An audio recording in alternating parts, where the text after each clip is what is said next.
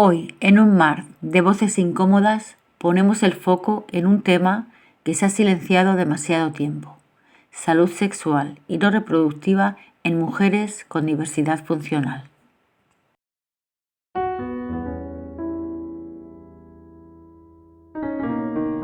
Soy Marimar Gómez. Gracias por estar aquí un día más.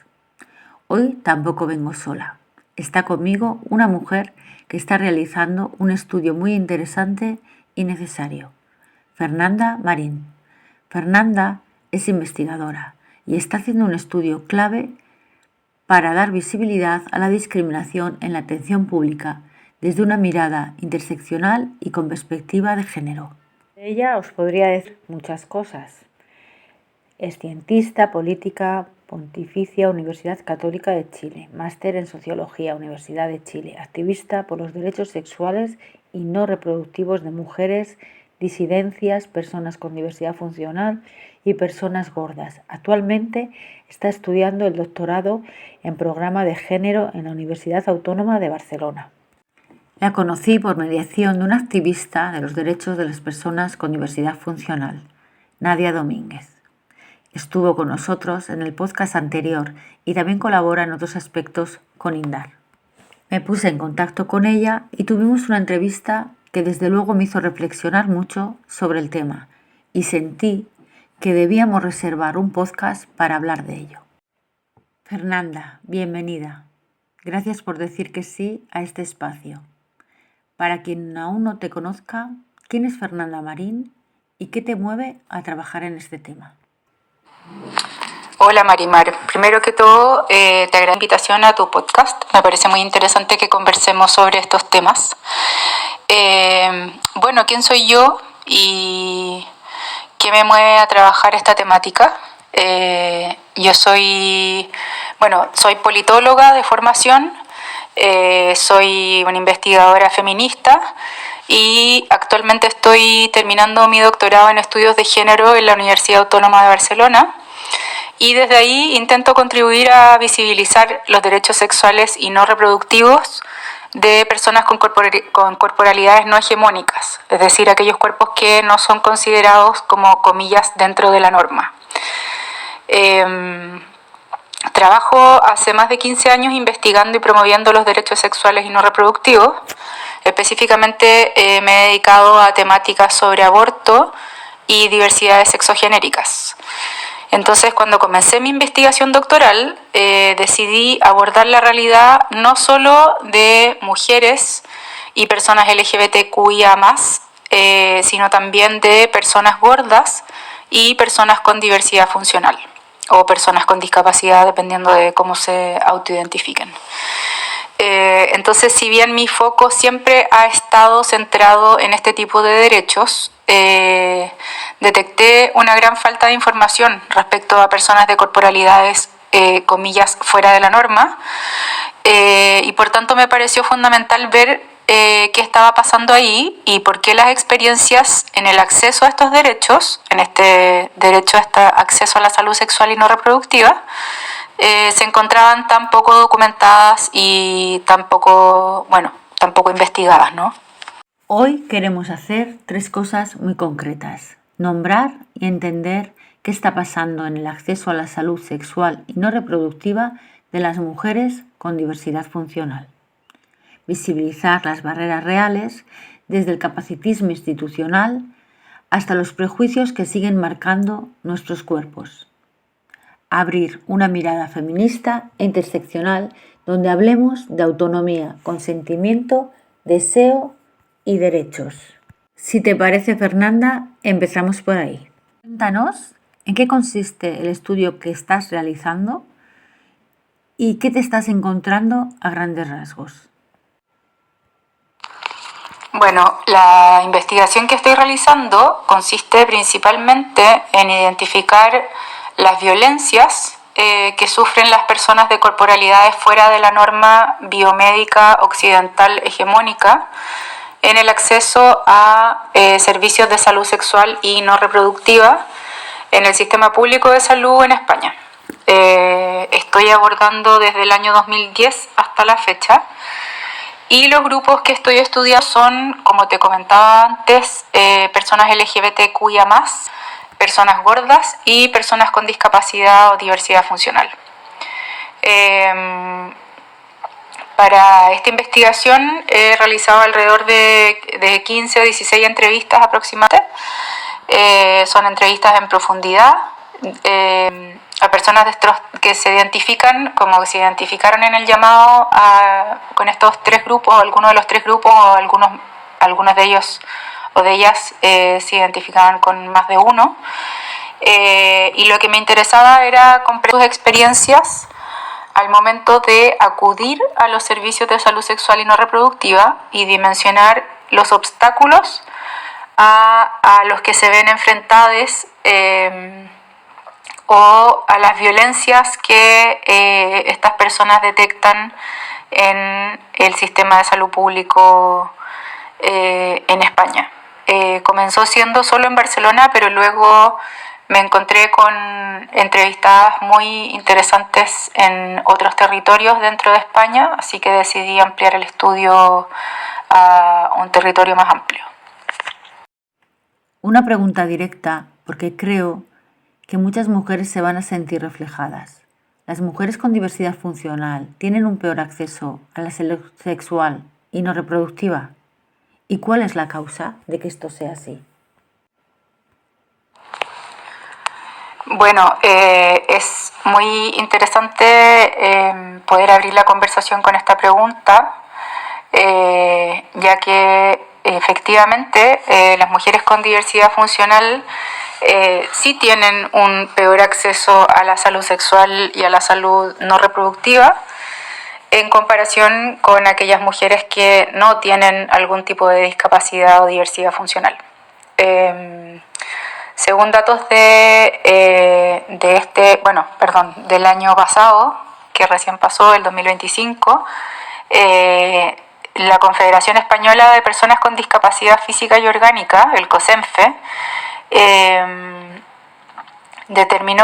expuso que las personas con diversidad funcional, en términos de acceso a la salud en general, no específicamente de la salud sexual y no reproductiva, deben sortear faltas de acceso a la información, invisibilización de su orientación sexual, también violencia de género, se ven enfrentadas a ausencia de educación sexual, entre otros obstáculos que son mencionados en este estudio, pero esos son como los principales. Y las mujeres con diversidad funcional con las que he podido conversar para mi investigación dan cuenta de importantes dificultades en el acceso a estas prestaciones de salud. ¿Por qué? Es una pregunta bastante grande, porque esto se debe a muchísimos factores, principalmente porque hay mucha desinformación,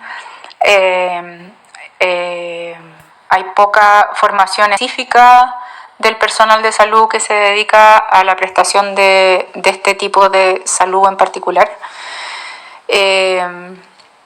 Y muchas de estas mujeres describen mucha incomodidad en el trato, infantilización y muchas veces incluso coerción. Por ejemplo, en el caso de las personas con discapacidad intelectual, si bien hay desde el año 2000 en España están prohibidas las esterilizaciones forzadas, sí hay ciertas formas que operan como en los intersticios de esta legalidad, que terminan siendo de todas formas, tienen el mismo resultado para algunas mujeres. Entonces, si bien está en la ley, y que si pensamos el año 2000 tampoco es tan antiguo, no es una ley tan antigua, sí, al menos, desde la legalidad eso está prohibido. Pero por otra parte, las mujeres con discapacidad sufren el estigma de la asexualización, lo que muchas veces deviene en que ellas se alejen del sistema de salud o bien pospongan ciertas decisiones sobre su sexualidad, su capacidad reproductiva y o no reproductiva. Estoy pensando en todo lo que tiene que ver con abortos, por ejemplo. Y es importante pensar que si la atención en salud sexual y no reproductiva ya discrimina a priori entre cuerpos aptos y cuerpos con diversidad funcional, las barreras a las que se enfrentan las mujeres con diversidad funcional son además aquellas sobre las cuales opera más fuertemente el patriarcado, por ejemplo en comparación a los varones con diversidad funcional, ¿no? Entonces, el por qué tienen un peor acceso se debe a una serie de factores digamos, bastante variados y que operan de manera distinta sobre sus cuerpos, ¿no? Operan de forma interseccionada sobre sus cuerpos. La verdad es que es un horror y estamos hablando de derechos humanos que se vulneran sistemáticamente y hablamos de cosas muy graves. ¿Qué barreras aparecen? Vamos a nombrarlas para que nadie pueda decir no sabía qué pasaba. ¿Cuáles son las barreras principales que encuentran las mujeres con diversidad funcional al acceder a esta atención? Bueno, la primera barrera que aparece al momento de acceder a los derechos sexuales y no reproductivos dice relación con cuál es esta idea preconcebida que impone el modelo biomédico que es hegemónico, ¿no? Entonces, cuando pensamos en quiénes, o sea, cuando se piensa desde este sistema hegemónico, quiénes son los sujetos o las sujetas o les sujetes de estos derechos, suele asumirse que son cuerpos aptos, que son cuerpos jóvenes, que son cuerpos delgados, que tienen una orientación sexual determinada, es decir, heterosexual, y una lista de otras características asociadas a la comillas normalidad. Entonces eso te diría que es lamentablemente el comienzo de un acceso a la salud que ya viene estigmatizado y que es abiertamente discriminador, ¿no? Eso por una parte. Respecto a otras barreras que son más evidentes, por así decirlo, está el hecho de que las instalaciones médicas, las instalaciones de los servicios de salud no están adaptadas para personas que tienen, por ejemplo, alguna discapacidad física. Por ejemplo, las camillas ginecológicas muchas veces son demasiado altas para usuarias que utilizan silla de ruedas, solo por poner un ejemplo. Y bueno, por otra parte, el personal sanitario no está debidamente capacitado para dar la atención que corresponde, con un enfoque de derechos de los pacientes, etcétera. Y muchas veces, por ejemplo, se realizan preguntas inapropiadas delante de terceras personas, que pueden ser cuidadores, pueden ser familiares, etcétera. Entonces, esto refuerza la idea de infantilización de las personas con diversidad funcional y, por otra parte, no se respeta su derecho a la privacidad. Eso respecto a barreras arquitectónicas y otro tipo de la desinformación del personal sanitario. Por otra parte, yendo más hacia el tema del deseo y del derecho al placer, existe una presunción, esto también apareció en la investigación que estoy realizando, y bueno, y está ampliamente igual cubierto en la literatura, pero existe esta presunción de que a la base de la sexualidad de las personas con diversidad funcional siempre existe algún tipo de violencia sexual, ¿no? Siempre existe o se asume que las interacciones sexuales se dan en un contexto de coerción necesariamente, ya que, como mencionaba de hecho una de las personas que entrevisté, una de las mujeres que entrevisté, de otra manera esto sería impensable, ¿no? Es impensable desear un cuerpo con discapacidad y por otra parte se omite el hecho de que las personas con discapacidad o diversidad funcional, en este caso las mujeres, que es lo que, digamos, el tema que nos convoca, son sujetas que también desean, ¿no? Que también tienen derecho al placer. Entonces, es muy complejo es muy compleja de abordar, sobre todo pensando en personas y en mujeres con discapacidad intelectual. ¿Cuánto de ello es cierto o es un estigma? Es muy complejo porque siempre existe esta presunción de la violencia sexual. Digamos que no hay una capacidad de consentir, que no hay una capacidad de desear, de ejecutar esos deseos, etc. Entonces, bueno, estas son solo algunas de las barreras más, las principales, digamos, o las que más han aparecido. También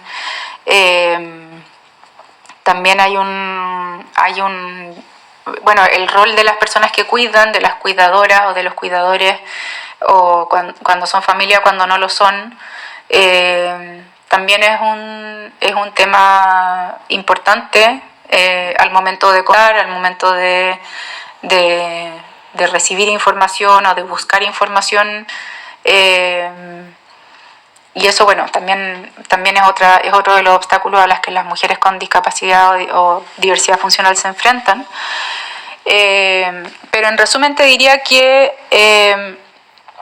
lo que es más grave de atender es que ante estas distintas barreras, las personas con discapacidad, las mujeres con diversidad funcional, demoran mucho más en consultar que quizás el tiempo en que hubiesen deseado hacerlo, ¿no?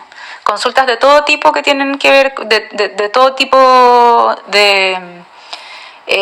desde lo más sencillo hasta lo más complejo, ¿no? Que tiene que ver con salud sexual y no reproductiva, del acceso a anticonceptivos, del acceso a pruebas de ITS, a consultar sobre posibilidades de maternar. Hay una infinidad de temáticas en que ellas declaran que, claro, muchas veces retrasan estas decisiones que muchas veces pueden ser vitales para su salud, ¿no? Entonces, es ahí como la gravedad de lo que estamos tratando, del tema, de la temática que estoy investigando, es que no solo tiene que ver con que hay derechos que no están siendo cumplidos, sino que esto incide directamente en la salud de las personas, ¿no? Entonces, bueno, eso quería como dejarlo como un tema central.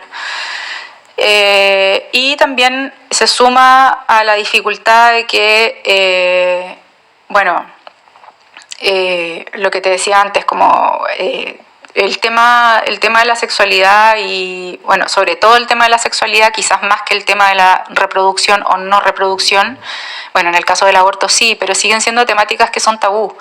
Entonces provocan incomodidad o provocan vergüenza en las personas usuarias, y eso obviamente ya es, o sea, si imagínate que ya es complejo para cualquier persona acceder a este tipo de consultas médicas, digamos, de servicios médicos, para las personas con discapacidad y específicamente para las mujeres con diversidad funcional es muchísimo más complejo y encuentran muchos más obstáculos. Cuando hablamos de salud, no hablamos solo de médicos y consultas, hablamos de sistemas enteros que moldean cómo se nos percibe. Desde tu mirada, ¿cómo operan el patriarcado, el neoliberalismo y el capacitismo en el acceso a la salud sexual? Claro, es muy bueno lo que planteas porque, claro, por eso yo hablo de un modelo biomédico hegemónico, que tiene que ver más con cómo funciona el sistema completo, es decir, cómo se piensan las políticas públicas y cómo se aplican las políticas públicas,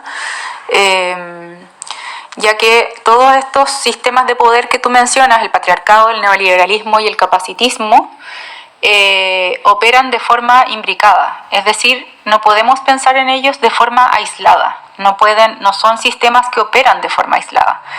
Lo que sí es importante de aclarar en este punto en específico es que las opresiones, en este caso el ser mujer y el tener diversidad funcional o tener una discapacidad, no es una suma de opresiones como muchas veces se lo presenta, ¿no? Es decir, el hecho de tener discapacidad no se le suma el hecho de que eres mujer y sufres la violencia del patriarcado en forma de machismo, ¿no? Sino que estos sistemas de poder operan de forma muy compleja y también se retroalimentan. Entonces, no podemos hablar solo de una suma de opresiones, ¿no? Eso me gustaría que quedara claro. Y en ese sentido, Andrea García Santos Maces, que es una gran referente en materia de discapacidad y de género, expone que estas violencias tienen que ver con cómo se construyen y cómo se encarnan las distintas vulnerabilidades, ¿no? Entonces es importante que pensemos en estos sistemas de forma interseccional, es decir, que las violencias, las distintas violencias que operan sobre las personas lo hacen desde dimensiones distintas y con intensidades diferentes. Entonces es importante considerar cuáles son las historias de vida, cuáles son los contextos, cómo las personas dan significado a sus experiencias y cómo resisten a las violencias que viven en el sistema de salud, en este caso puntual. Entonces, si tomamos el neoliberalismo, por ejemplo, más allá de lo que puede, de la violencia patriarcal que digamos que ejerce su poder sobre los cuerpos de las mujeres con discapacidad y sin discapacidad también. El neoliberalismo, por ejemplo, para darte así como un ejemplo más concreto, determina cómo es este modelo biomédico, ¿no? Como te mencionaba antes, este sistema está pensado para personas no discapacitadas, para más delgadas, para personas heterosexuales, personas blancas y así una serie de otras características que corresponden a lo hegemónico, ¿no?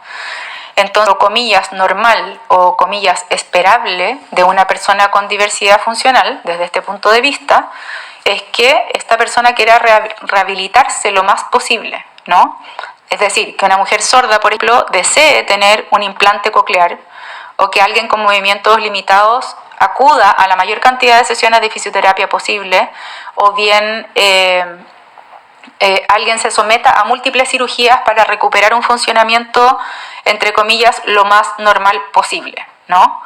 Entonces, el neoliberalismo, en este sentido, impone así su noción de hegemonía como algo deseable y como algo incuestionable, ¿no? Que es precisamente esto lo que jerarquiza qué personas son las deseables y las no deseables, ¿no? Entonces esto es muy violento en la medida en que también jerarquiza a las personas como más o menos normales, ¿no? Que hacen que entren en la norma o que queden fuera de la norma. Y también, bueno, recuerdo una de mis entrevistadas que planteaba ¿qué hay de malo con que el cuerpo discapacitado sea un cuerpo definitivo, ¿no? Tenemos que todos aspirar a ser cuerpos aptos sin cuestionamientos. Y creo que es fundamental preguntarse esto, sobre todo pensando en las infancias y en las adolescencias con diversidad funcional, que podrían tener la oportunidad de desarrollarse en espacios donde su discapacidad sea algo válido y que sus vivencias no sean menos válidas, valga la redundancia, por no querer aspirar a tener un cuerpo, comillas, lo más apto posible, ¿no? En este sentido existe este mandato sobre los cuerpos discapacitados a sí o sí querer o necesitar rehabilitarse o ser lo más apto posible, ¿no? Entonces es de esta forma como operan estos sistemas de poder sobre, bueno, muy a grandes rasgos, porque podríamos estar hablando una tarde entera de esto, pero te diría que va básicamente por ahí, digamos, como a estos sistemas de poder funcionan porque, digamos, funcionan violentamente sobre los cuerpos, ya que producen o generan un marcaje de cuerpos. Y esto es muy complejo de, digamos, los cuerpos que están, comillas, marcados por la anormalidad. Es muy difícil salir de ese espacio de marcaje. No sé si me explico bien, pero creo que esa es como la idea central que quería transmitir. Desde luego te explicas perfectamente. Aquí quiero entrar de lleno, porque todas lo hemos vivido en mayor o menor medida como mujeres con diversidad funcional. Se nos infantiliza, se nos asexualiza, se presupone que no deseamos o no debemos desear, y eso tiene un impacto brutal. Fernanda, desde luego sigue habiendo tabú cuando hablamos de la sexualidad de las mujeres con diversidad funcional. ¿Qué te estás encontrando en el estudio al respecto? Profundicemos más en este punto. Bueno, creo que es importante respecto a este tema en particular considerar que la sexualidad ya es un tema tabú, digo, creo que cada vez menos en la sociedad en general, pero sí sigue siendo un tema tabú, sobre todo respecto a las mujeres. A las mujeres me refiero a mujeres con y sin diversidad funcional. Por tanto, sí, definitivamente cuando nos referimos a estas temáticas, esto sigue siendo un tabú y sigue siendo para muchas personas algo completamente invisibilizado. No es algo que se considere, no se piensa a las mujeres con diversidad funcional como personas que desean, ni como personas que son deseables en el aspecto sexual o sexoafectivo. Yo te diría que sobre todo lo que más apareció en el estudio, en términos más o menos generales, es que, bueno, de partida,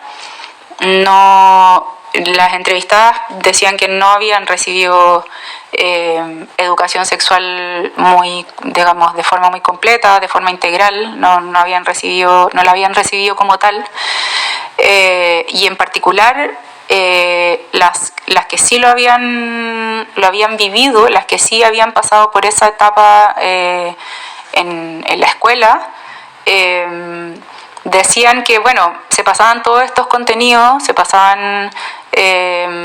hablaba de la pubertad, se hablaba de una serie de cosas, se hablaba de relaciones sexuales propiamente tal, pero ellas no se sentían interpeladas porque no se hablaba de cuerpos como los de ellas. Por tanto, existía una incomodidad y recuerdo que una de ellas lo describía literalmente como de querer salir corriendo, ¿no? Entonces, sí, es una temática compleja, también porque se desconoce mucho, y mi invitación sería también a informarse un poco más. Hay distintas instancias en que la gente lo puede hacer, porque también hay que considerar que, tal como lo que te mencionaba antes, que la norma biomédica es hegemónica, por tanto, parte de la base que son ciertos cuerpos aquellos que reciben determinada atención médica. En este caso, la norma sexual en nuestra sociedad también es hegemónica, entonces se asume que todas las personas son que no tienen diversidad funcional, que no tienen ciertas características. Entonces eso deja fuera ya solo el hecho de hablar de este orden de las cosas. Implica que muchas personas con corporalidades fuera de la norma no son incluidas. Entonces esta norma sexual es, tal como se describe en la literatura, es per se capacitista, ¿no? Desde el momento en que uno piensa cómo son las dinámicas, no se considera que existen diversidad de cuerpos, diversidad de funcionalidades. Entonces tendríamos que, bueno, como hablábamos del patriarcado, del neoliberalismo y del capacitismo, también tendríamos que pensar el capacitismo desde este espacio, ¿no? Y yo te diría que o sea, más allá de que esto sea un tabú y más allá de que sea un tema del que básicamente no se habla, no se discute, o más que este tema sea inexistente, sí hay, como bien decías tú, asexualización, hay estigma y hay patologización, sobre todo patologización. Entonces, en el caso de las mujeres, por ejemplo, sí existen grandes diferencias respecto de sus pares varones que tienen diversidad funcional, ya que se valida muchísimo más la necesidad, entre comillas, de ejercer la sexualidad en hombres con diversidad funcional, no tanto así en mujeres o en jóvenes, jóvenes mujeres me refiero. Entonces, sigue existiendo, y por eso yo lo trabajo desde el género, porque efectivamente hay distinciones y hay diferencias, y el estigma opera de forma mucho más fuerte sobre los cuerpos de las mujeres con diversidad funcional que de los hombres. Y por otra parte, bueno, inevitablemente acá en las discusiones aparece el tema de la asistencia sexual, que es, para quienes no lo conozcan, es un tema sumamente interesante, digamos, es una labor que realizan muchas personas como una forma de trabajo sexual, pero claro, también es visto como que la asistencia sexual tiene más como que tuviese un tinte más de asistencialismo o de labor social, más que un trabajo sexual propiamente tal. Entonces uno se preguntaría, bueno, como, ¿por qué? ¿Cuál es la diferencia entre una persona que realiza trabajo sexual con corporalidades sin diversidad funcional o con diversidad funcional, ¿no? No tendría por qué haber ninguna diferencia, pero siempre también existe este estigma sobre toda la labor de asistencia sexual, todo el trabajo en realidad, más que la labor, porque no es una labor. Pero eso te diría respecto a bueno, todos los tabúes que hay cuando hablamos de sexualidad de mujeres con diversidad funcional. Mitos sobre nuestra sexualidad. Vamos a romper mitos que ya toca. ¿Cuáles son esos mitos más extendidos sobre nuestra sexualidad? Bueno, sí, efectivamente hay muchos mitos respecto a la sexualidad de las mujeres con diversidad funcional. Y bueno, son aquellos como los que te mencioné anteriormente, que las mujeres con diversidad funcional no tienen deseo sexual o que no deben tener pareja, o bien que se asume que quienes están en pareja solo están con personas que también tienen diversidad funcional. Por ejemplo, bueno, por otra parte también hay un gran desconocimiento respecto a las prácticas sexuales de las personas con diversidad funcional, no solo de las mujeres. Por ejemplo, ¿no? en esta lógica de que este mito de que no podrían tener relaciones sexuales satisfactorias, se asume, por ejemplo, que al no tener plena movilidad o bien que exista una ausencia de sensibilidad en algunas zonas del cuerpo, que los cuerpos de las mujeres con diversidad funcional no son aptos para sentir placer, lo cual es completamente incorrecto, ¿no? Hay distintas formas de abordarlo, hay distintas maneras de hacerlo, o sea, hay todo un universo en lo que respecta a ello, y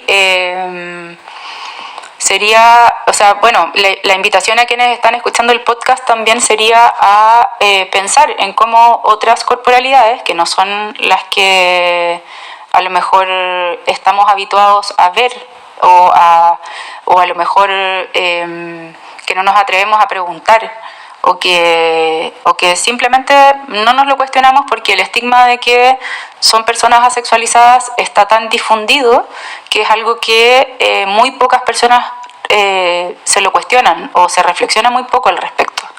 Entonces, primero yo partiría por decir que, bueno, efectivamente, o sea, como todas las personas, o bueno, no como todas las personas, porque también puede haber personas con diversidad funcional que sean asexuales, que operan, su deseo opera de manera distinta, pero la invitación queda abierta a informarse más en caso de que existan dudas. Hay documentales, por ejemplo, como el Yes, We Fuck, como Sí, Nosotros Follamos, que, si no me equivoco, está en YouTube libre para ver y presenta historias de personas con diversidad funcional y cómo exploran su sexualidad y de qué forma lo hacen, de qué forma logran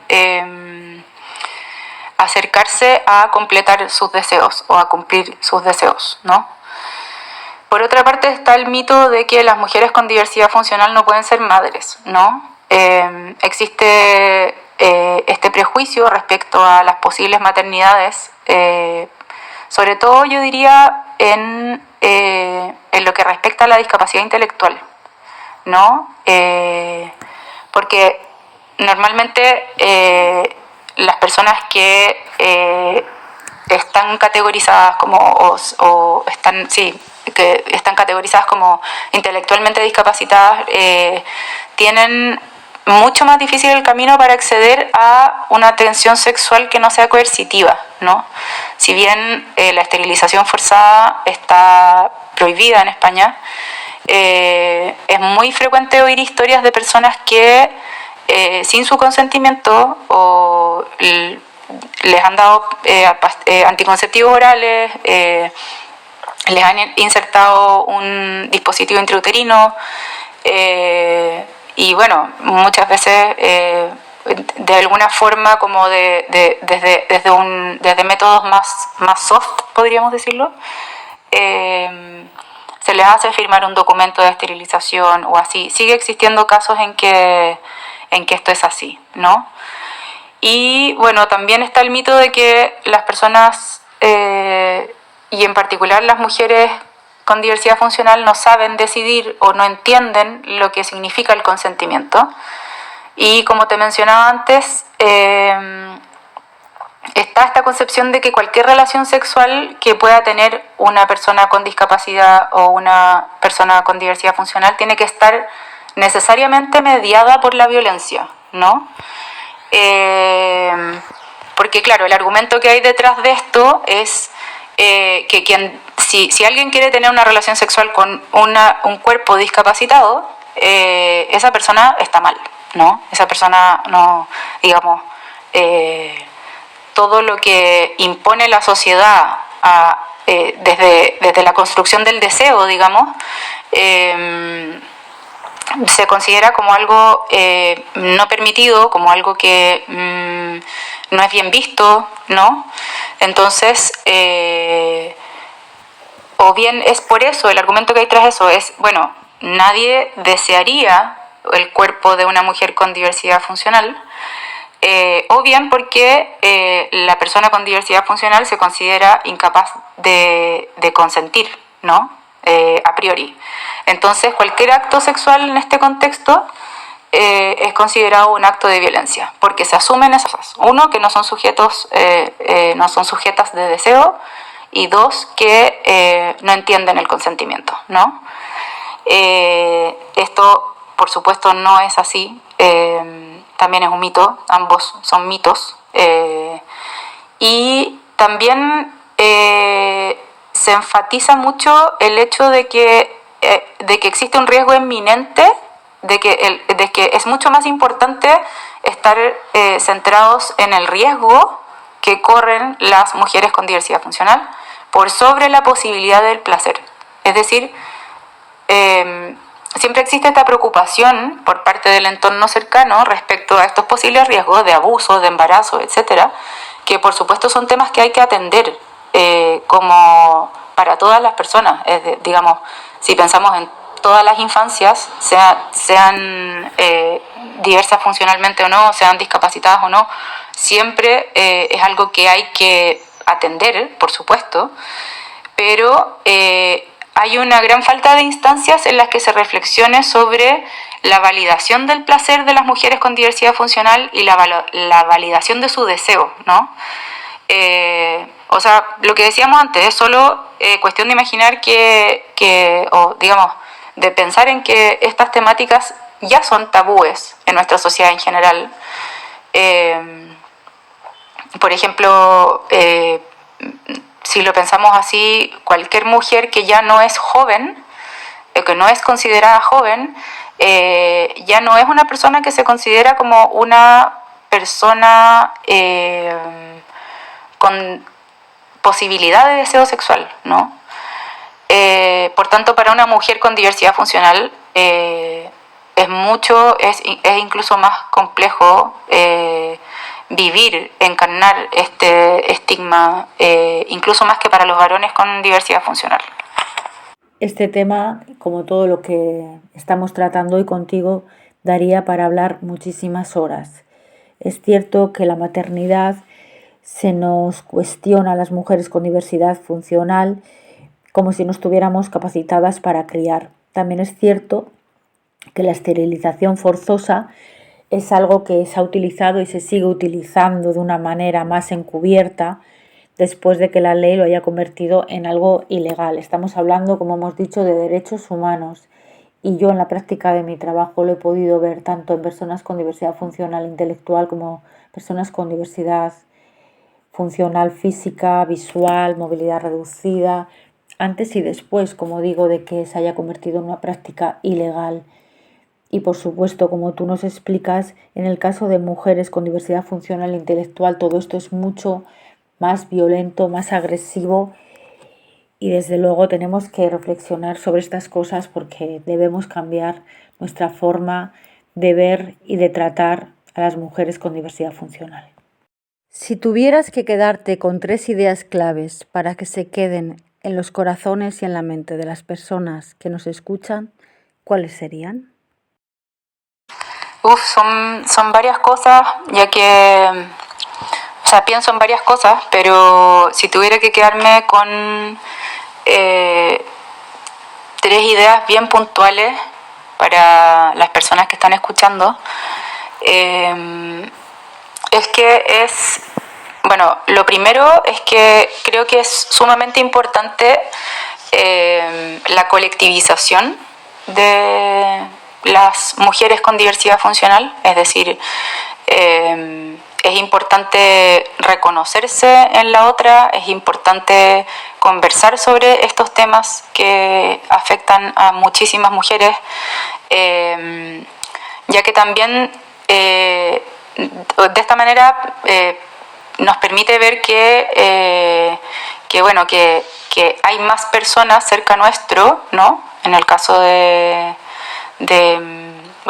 estoy pensando en mujeres de todas las edades, mujeres con diversidad funcional de todas las edades. Es importante encontrarse en espacios que permitan también de alguna forma hacer la resistencia, que a mí me parece que, bueno, yo soy partidaria de que las mujeres no tendríamos que ser siempre valientes, ni tampoco creo que haya un super valor en esto del empoderamiento y de ser fuertes, ¿no? Pero lamentablemente a veces toca y también toma mucha energía, pero creo que es importante que existan instancias donde las mujeres con diversidad funcional, sea cual sea la instancia, puedan juntarse, puedan conversarlo, puedan reflexionar al respecto, también para no sentir la soledad que esto conlleva, ¿no? Eso te diría por una parte. También por muchos temas en los que a lo mejor hay dudas, y siempre puede haber una compañera que puede acompañar, valga la redundancia, puede haber alguien que tenga más información, o alguien que diga, bueno, sí, en realidad a mí también me pasa lo mismo, y encontrar esa complicidad creo que es sumamente reconfortante y que también nos libera de ciertas culpas que nos son asignadas a muchas mujeres, no solo a las mujeres con diversidad funcional, y que de alguna forma el encuentro permitiría que pudiésemos librarnos de ellas, ¿no? Y en esta misma línea, como segunda idea, creo que es importante politizar la sexualidad de las mujeres con diversidad funcional. Es importante que puedan exigir sus derechos, que puedan, digamos, si necesitan algún tipo de atención en específico, en este caso, bueno, lo que yo investigo es acceso a la salud sexual y la salud no reproductiva, pero sobre todo, bueno, sacar la voz y a veces, bueno, me imagino que hay gente que prefiere no hacerlo, pero sí es importante politizar el cuerpo desde aquellos lugares donde nos resuena, ¿no? Por tanto, politizar la existencia misma y por tanto las implicancias que esto tiene en nuestra sexualidad y en nuestra reproducción o no reproducción, tiene que ser movilizado. Es un aspecto que yo creo que es importante para poder, desde el cual poder resistir, ¿no?, a los distintos obstáculos que impone el sistema día a día, a las distintas violencias que viven las mujeres con diversidad funcional. Y bueno, eso. Y como último punto, que fue algo que a mí me resonó muchísimo haciendo el estudio, bueno, todavía lo estoy haciendo, es que algunas de mis entrevistadas lo mencionaban, y se repite, bueno, es una idea que se repite bastante, y creo que la pensamos muy, pero si nosotras vivimos lo suficiente, alcanzamos a ser personas mayores, digamos, eventualmente todas las personas vamos a devenir en cuerpos con diversidad funcional, ¿no?, de alguna forma u otra. Por tanto, es importante informarse, es importante abrir la cabeza, comprender que todas las mujeres tenemos los mismos derechos. Yo diría que hay hartos temas pendientes desde el feminismo hacia las mujeres con diversidad funcional, hacia las jóvenes, las adolescentes y las niñeces también, en este aspecto. Importante cuestionarse, o sea, tenemos internet a la mano, es todo tan fácil, la información está tan a la mano actualmente, como no, me parece que no hay mucha excusa, para no informarse, para no intentar comprender, para no, y no solo por el hecho de que eventualmente si alcanzamos a vivir lo suficiente,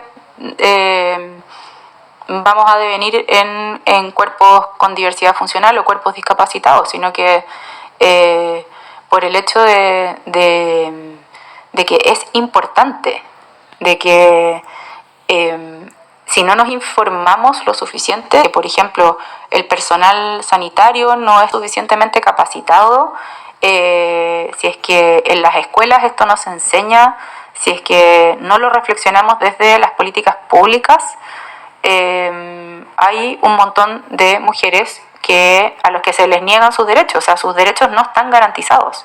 No estamos hablando de un tema muy antojadizo, ¿no? No estamos hablando de no querer informarnos de, no sé, cualquier otro tema, sino que es importante levantar estas temáticas precisamente porque a la base de ello existe una gran cantidad de violencia, una violencia muchas veces invisible, y es importante ponerle nombre y es importante poder plantearnos estos temas desde un lugar más político, no solo desde el asistencialismo ni desde, principalmente desde el asistencialismo. Pero eso te diría yo que son como los 3 aspectos que yo más clave respecto a la vivencia de las mujeres con diversidad funcional en estos aspectos. Y por lo mismo te agradezco mucho la instancia, porque creo que poder haber conversado todas estas cosas contigo es otro pequeñísimo aporte para que la gente nos escuche, para que la gente se informe, para que se cuestione, para que se lo cuestionen todo, ¿no? Las personas con diversidad funcional tienen derecho al placer, las personas con diversidad funcional, las mujeres con diversidad funcional en puntual, sí sienten deseo, muchas de ellas, sí son personas deseables, ¿no? Y recordemos que la comillas normalidad, ¿no?, de los cuerpos en este caso, lo normal es solo aquello que es más frecuente, pero en términos de estadística, ¿no? La normalidad es el dato que más se repite, pero no necesariamente tiene esta prerrogativa de arrojar cuerpos, vivencias, personas, vidas a los márgenes, ¿no? No nos conformemos con la normalidad, porque la normalidad solo es, de alguna forma, sí, por supuesto nos afecta en la vida real, pero la normalidad también tiene mucho tiene mucho espacio para la deconstrucción, tiene mucho espacio para la flexibilidad, ¿no? Y creo que tenemos que estirar muchísimo más esa condición flexible de la norma, porque claramente la norma a muchísimos niveles, sobre todo a las mujeres, nunca nos ha servido. Así que te agradezco muchísimo la conversación. Espero haber sido clara y espero haber respondido a todas tus preguntas. Y nada, me alegra mucho que existan estas instancias y espero que se repitan mucho más. Muchas gracias. Fernanda, de verdad, gracias por tu claridad, honestidad y compromiso. Y gracias también a quienes os estáis escuchando. Os invito, como siempre, a compartir este episodio y a haceros una pregunta muy sencilla.